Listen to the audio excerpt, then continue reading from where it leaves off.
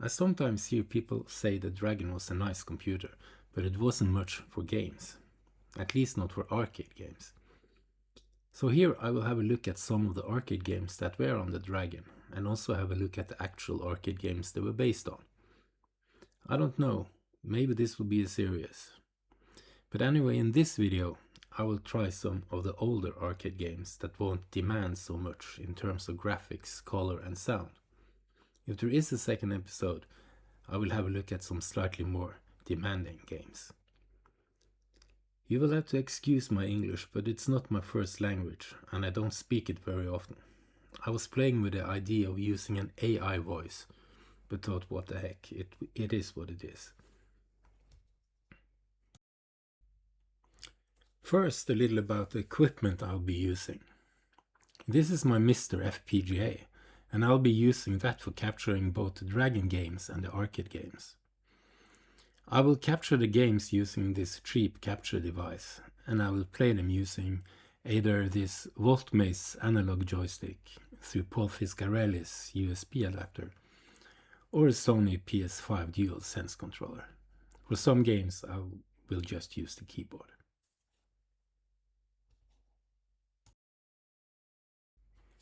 And with that out of the way, now on to the games. The arcade games I've chosen for this episode are Atari's Asteroids and Battlezone, as well as the all-time classic Space Invaders from Taito. Asteroids from 1979 was one of the first real arcade hits, and it used wireframe vector graphics. This means the graphics are rather simple and should fit the Dragon well.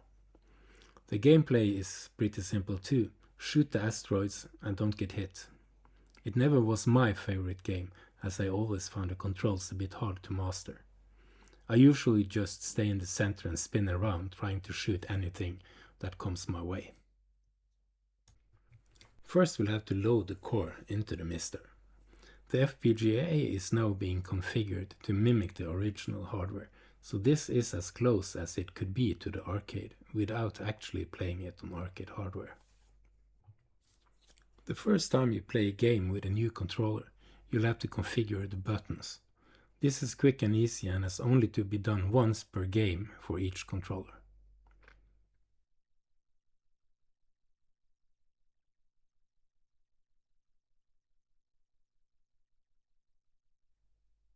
And after that, we are ready to play a quick game of original arcade Asteroids.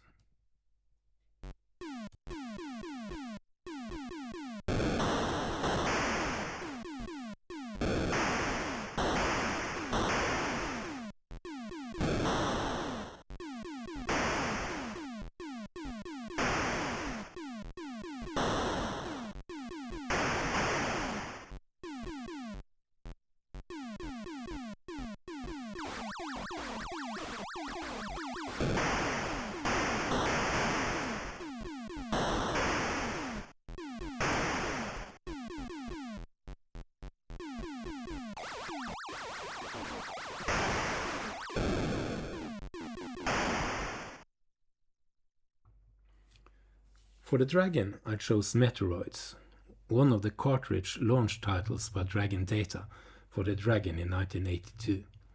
It was originally by Spectral Associates for the Tandy color computer, which is basically the same computer as the Dragon. As the Dragon of course uses raster graphics and not vector graphics, and as it's originally an NTSC game using the NTSC artifact colors, the graphics look a little bit weird in the plain black and white PAL. But that aside, Meteoroids is a good version of Asteroids that shows that the Dragon is up to its task.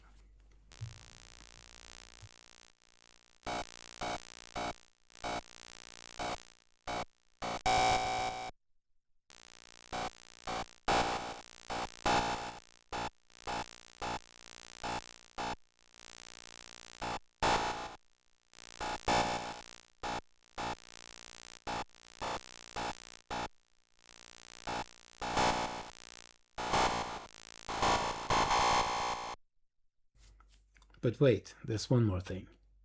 In 2023, Perez Arat released a Dragon version of a synchrostatic spectrum game from 2021. It's called Asteroids RX by Alan Turvey. This is a much more arcade original-like version of Asteroids that uses wireframe vector-style graphics. This is the ultimate Asteroids game for the dragon and shows what the humble dragon is capable of.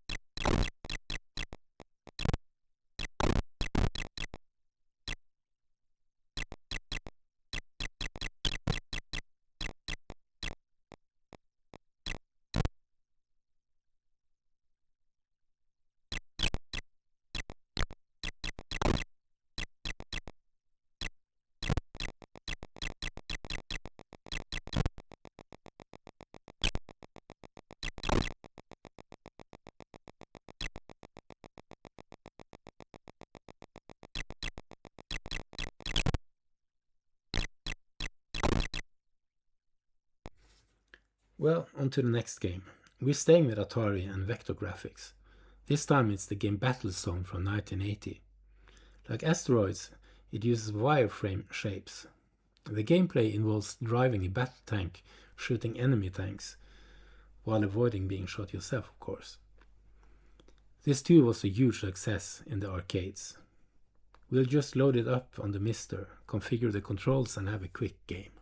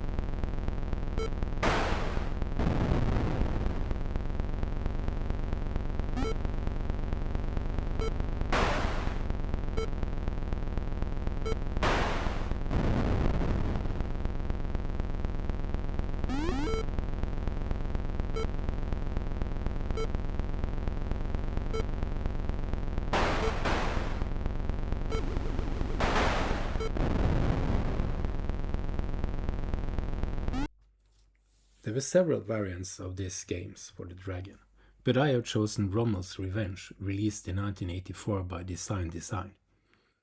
The gameplay is very much the same as the arcade game, but the first thing you'll notice is that the colors are reversed.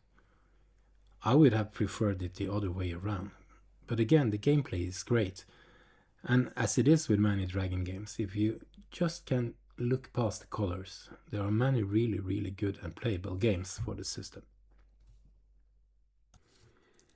This game I don't have a disk file for, I only have a tape file.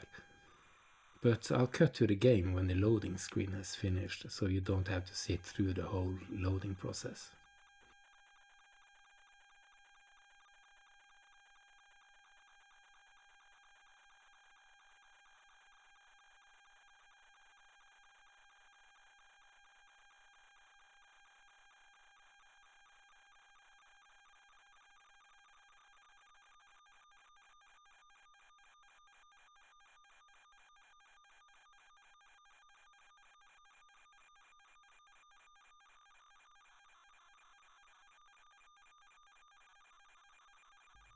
Loading screens were very common on tape games, but honestly it just extended the loading time and was one of the reasons cracking the tape loaders were so popular.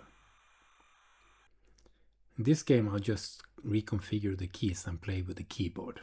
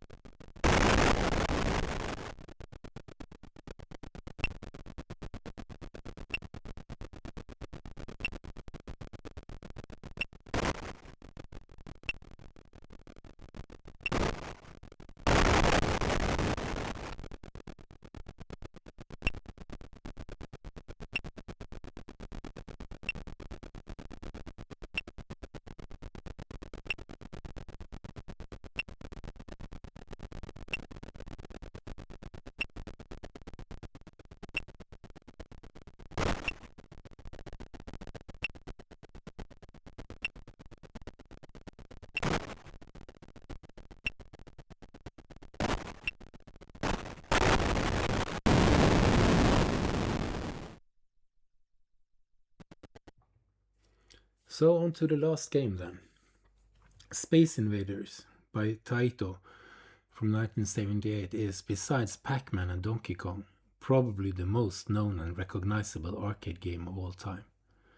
The graphics are simple black and white, with color overlays to give the illusion of color. Gameplay is simple, just shoot the Space Invaders before they reach the Earth or they kill you. When you have killed one wave, another wave awaits.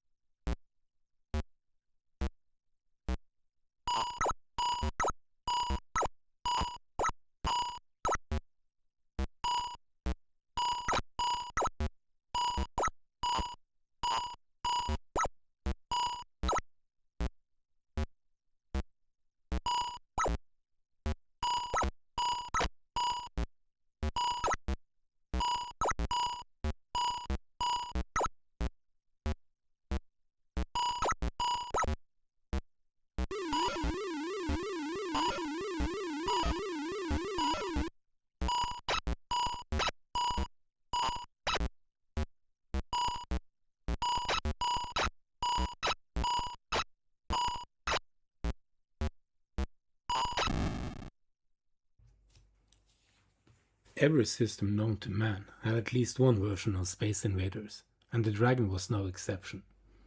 The version I chose was Cosmic Invaders, another Dragon launch title cartridge for the Dragon from 1982.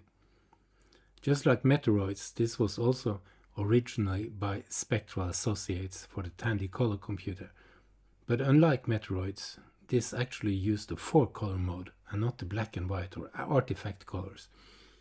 This was the first game I got for my Dragon, so I may be biased towards this.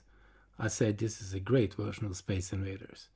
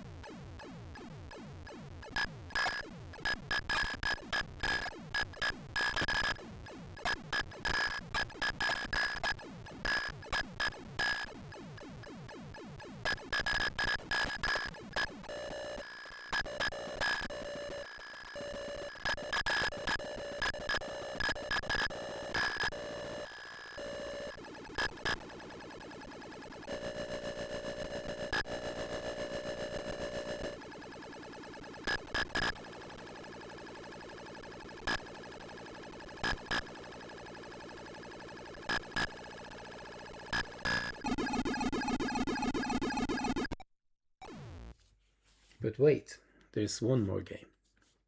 Just this week, someone called Bug23 released a brand new remake of Space Invaders for the Tandy color computer. This will of course run on the Dragon as well. But there is just one small catch. The keyboard routines are different between the two systems, meaning that the control keys on the Dragon are a bit awkwardly placed. This should be a quick fix for someone with the knowledge, as it's just a few bytes of code that needs to be changed. But for this video, I load it up on a Coco so I can play it with the right keys.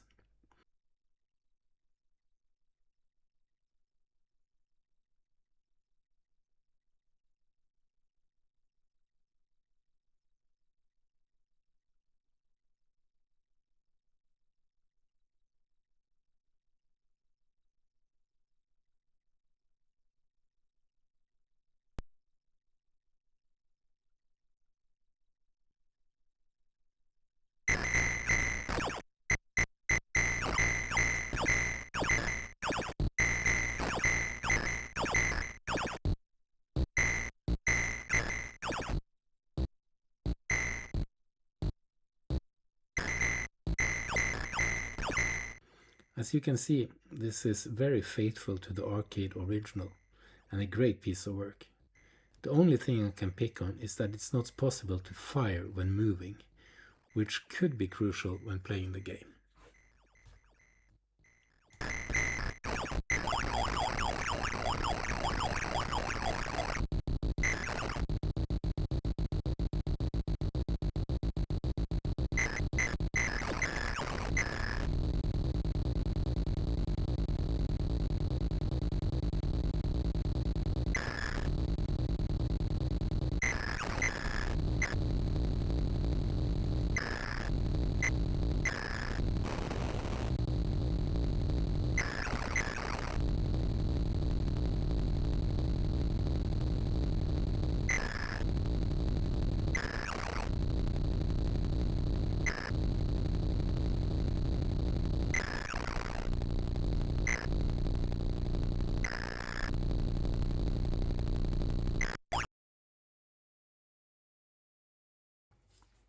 So that's it.